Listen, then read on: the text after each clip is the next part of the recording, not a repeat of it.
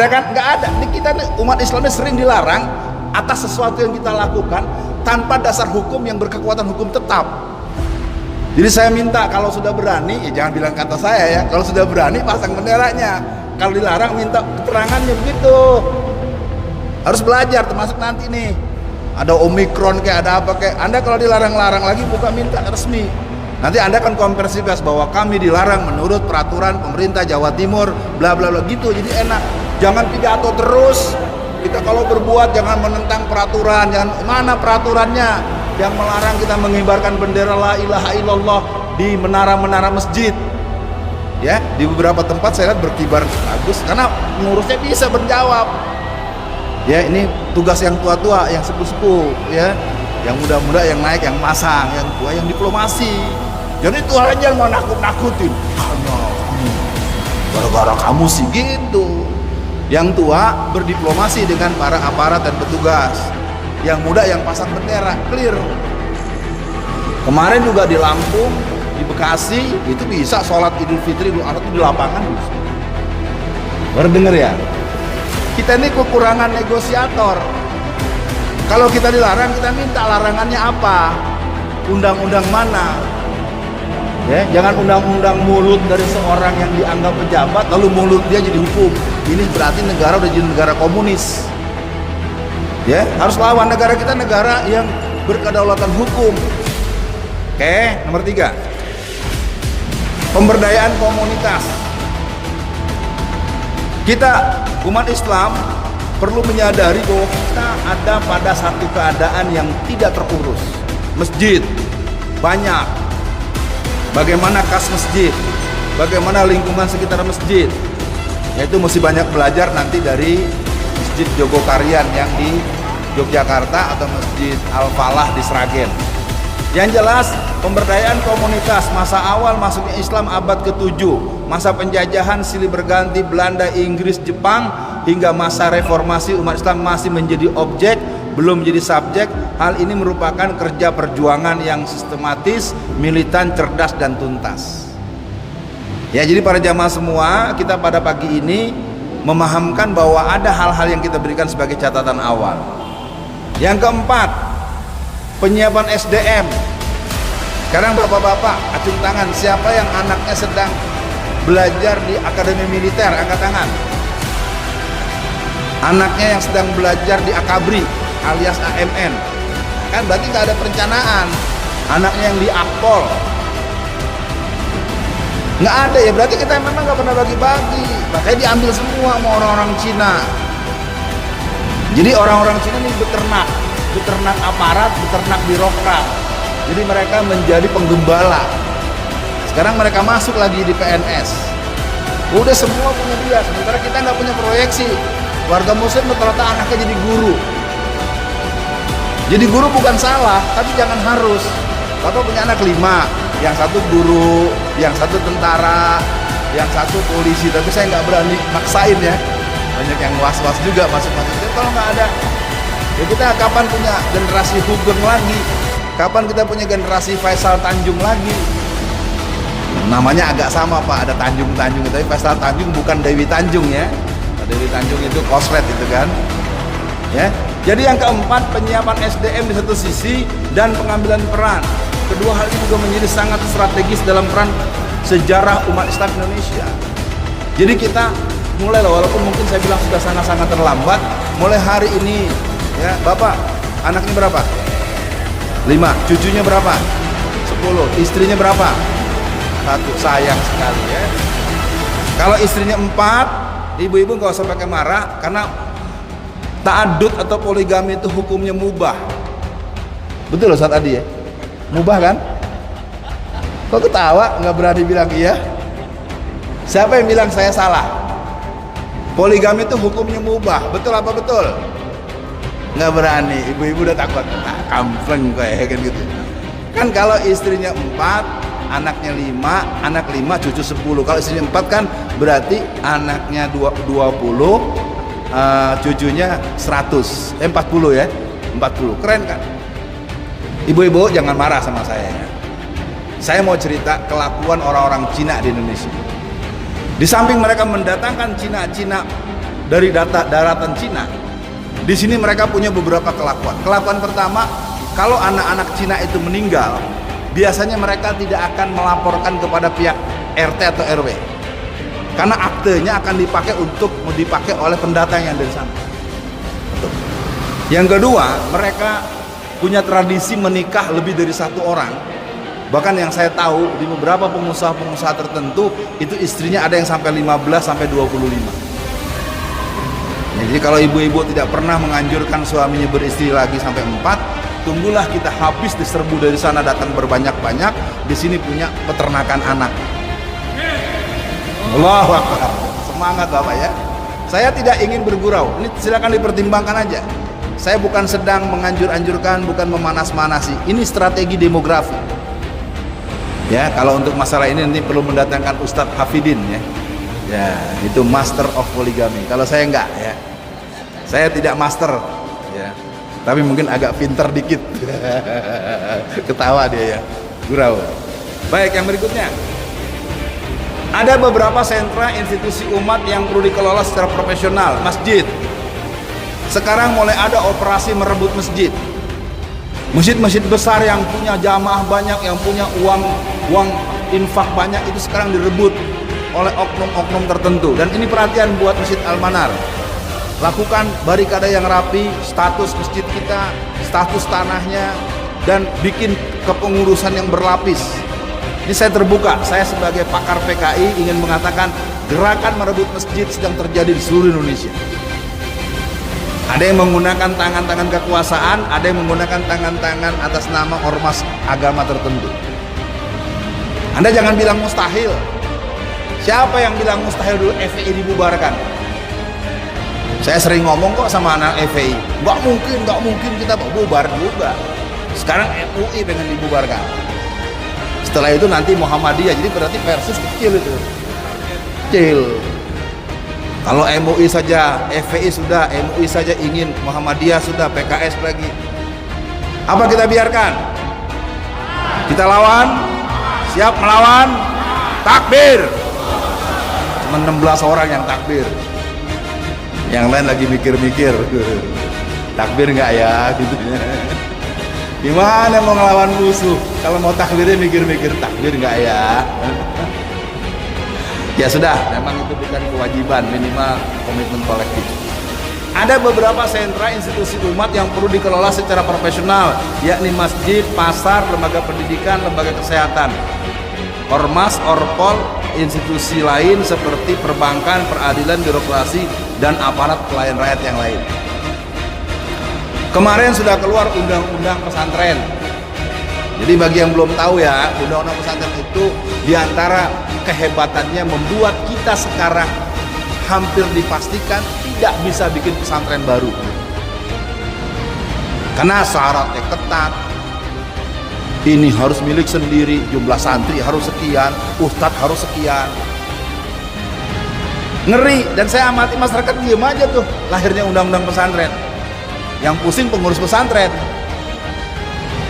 Ya, nanti pesantren-pesantren bisa dimiliki oleh pengusaha, walaupun dia orang Cina, Kristen, dia Cina, Hindu, Konghucu. Ya, pesantren-pesantren nanti bisa dimiliki, ownernya itu nanti adalah orang yang punya uang. Jadi kalaupun nanti antum jadi mudirnya, antum akan kena. Saya kasih gaji Anda 500 juta sebulan, tapi Anda harus buang ustadz ini, Anda orang nomor 1. Anda akan kerja keras itu, 500 juta sebulan. Kan udah ada ketuanya, ketua jaringan pesantren nasional kan namanya Haritanu Sudibyo. Hebat ya? Jadi mereka siapkan dari jauh-jauh hari, kitanya aja nggak ngeh. Kan saya nggak ngarang-ngarang, saya nyebut nama pun bukan memfitnah, bukan hoax. Pak Haritanu itu ketua jaringan pesantren se-Indonesia. Kok pada ngeliatin saya sih? Kan bener yang saya omongin. Emang saya bohong? Emang saya hoax? Ya hebat kan mereka kan? Kitanya aja yang telangak-celongok keluar tes undang-undang. Omnibus Law oleh Mahkamah Konstitusi sudah dianulir, tapi kan tetap jalan. Masyarakatnya diem semua. Ya sudah, saya tidak nyalakan masyarakat. Yang salah ya katakanlah saya lah, walaupun ilmu saya nggak terlalu banyak sebagai seorang aktivis dakwah, sebagai ya ulama kecil lah Ya, kalau ini orangnya kecil tapi ulama besar. Ya, ini ulama besar nih. Pokoknya orang sini ulama besar-besar. Kalau saya ulama kecil. Ayo ya masjid, rapikan semua yang dengar ceramah saya, yang direkam, yang di live streaming segala macam. Jaga masjid kita, jaga statusnya, jaga pengurusnya, jaga IMB-nya. Buat semua rapikan. Karena operasi merebut masjid sedang terjadi agak intensif di seluruh Indonesia. Pasar, kalau pasar sudah habis. Sejak 2002 pasar Tanah Abang terbakar apa dibakar ya? Pasar Turi terbakar apa dibakar?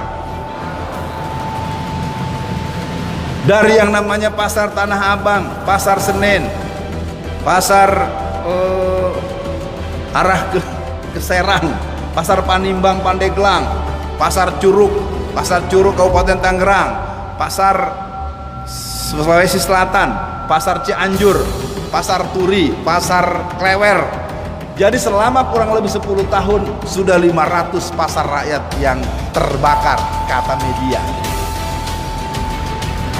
Dan kalau saya bilang dibakar, saya kena kesalahan ngomong lagi. Setelah pasar-pasar tersebut dilalap api, dimakan api, maka terjadi renovasi. Setelah renovasi, kepemilikan pindah tangan. Pasar dicaplok Cina, sekolahan dicaplok Cina, DPR dia juga, kepala daerah kemarin pilkada per Desember 2020 itu 80%, 90% semuanya adalah peternak. Banyak kota kabupaten yang orang lihat dia tidak bisa omong kalau lagi kampanye celangak-celongo, tapi jadi karena masing-masing mereka diberikan kekuatan doping 1,7 sampai 2 triliun. Jadi jangan heran kalau ada kabupaten tertentu calonnya Anda lihat kalau kata nggak meyakinkan, bicara aja nggak becus, penampilan nggak meyakinkan. Yang lain paling modalnya paling banyak 30 miliar, 50 miliar. Ini dikunci 1,7 sampai 2 triliun. Tidak gratis ya. Jangan salah paham, saya bicara begini bukan gratisan. Artinya mereka membantu calon-calon itu tidak gratis. Jadi kalau mau ditanya bagaimana kita, ya kita tidak ke pasar kita lagi. Pasar-pasar Pak Haji udah lesu. Ya, bahkan saya tinggal di Tangerang, itu ada namanya Jalan Raya Serpong. Dan Raya Serpong itu ada yang namanya gudeg, ada yang namanya Konro Sulawesi Selatan, ada yang namanya warung Sunda, ada yang namanya warung Padang, semuanya punya Cina. Rumah makan punya Cina, pesantren punya Cina. Lalu kita nunggu dicekek baru percaya, ya. Itu sebabnya saya menyampaikan materi bahaya penjajahan Cina tahun 2017. Ayo para jamaah semua, apa sih yang perlu kita lakukan? Agenda kita, agenda umat kita, agenda kita semua, yang pertama adalah sosialisasi situasi persoalan umat secara nasional, sehingga umat Islam memahami peta situasi, memahami sejarah dan resiko terburuk akan dihadapi oleh umat kaum muslimin dalam menegakkan Islam. Saya kenapa tadi awal bercerita tentang sejarah 212? Karena boleh diduga nggak semuanya paham. Harusnya kan kompak. Bapak kalau nggak berangkat, kemarin mesti tanya siapa yang berangkat. Kami ambil uang kas nih, ada 20 juta, berangkat. Begitu, malah diem aja, malah bisik-bisik, jangan ajak-ajak aku ya. Malah jangan ajak-ajak. Ya, untuk 2022 mulai dimusyawarahkan keberangkatan dari Jawa Timur, target keberangkatan minimal 5 juta orang. Begitu masing-masing bikin, ya. Saya nanti juga di beberapa komunitas saya akan sampaikan. Nggak ada masalah 212 tuh orang Pak Presiden aja minta hadir kok. Lupa ya Pak, Bapak lupa ya, Bapak datang kok di sambutan. Ya, kalau yang hadir pasti ingat kok ada Pak Jokowi waktu itu. Jadi Bapak nggak boleh lupa, Bapak itu hadir tanggal 2 bulan Desember 2016. Jadi apa yang perlu kita pahamkan? Pertama, tanah-tanah rakyat kita sudah bablas, sudah entek, habis. Sudah di atas 70 sampai 80% sertifikat tanah sudah di tangan orang lain. Apalagi narkoba. Narkoba setiap tahun itu bersebar sebanyak 250 ton. Kalau yang ragu sambil megang handphone, ayo searching aja langsung di internet. Anda akan ketemu angka itu. Apalagi baca Quran. Ya, Ustadz Adi yang saya cintai karena Allah, yang saya hormati, Ustadz Adi tahu di negeri kita 70% remaja Islam Indonesia tidak bisa baca Quran. 70%. Kenapa bapak-bapak semua tenang? Karena antum ngumpet-ngumpetnya di pesantren terus, ngurusin anak-anak, ngetek hafalan, murojaah. Antum nggak tahu di luar. Ya, kegiatan saya kan sekarang Jakarta dan Solo. Di Solo itu ada 220 sekolah umum. Di Solo ada Asalam, di Solo ada Ngeruki, iya. Paling banyak 5 pesantren, tetapi sekolah umumnya ada 220. Sama dengan kita di Bangil ini, sama. Belum lagi berhadapan dengan kaum Syiah ya. Bangil ada basis Syiah lagi, sebelah mana itu kan? Pusing juga kadang ada pesantren. Ya jamaah biar memahami ini susah nih.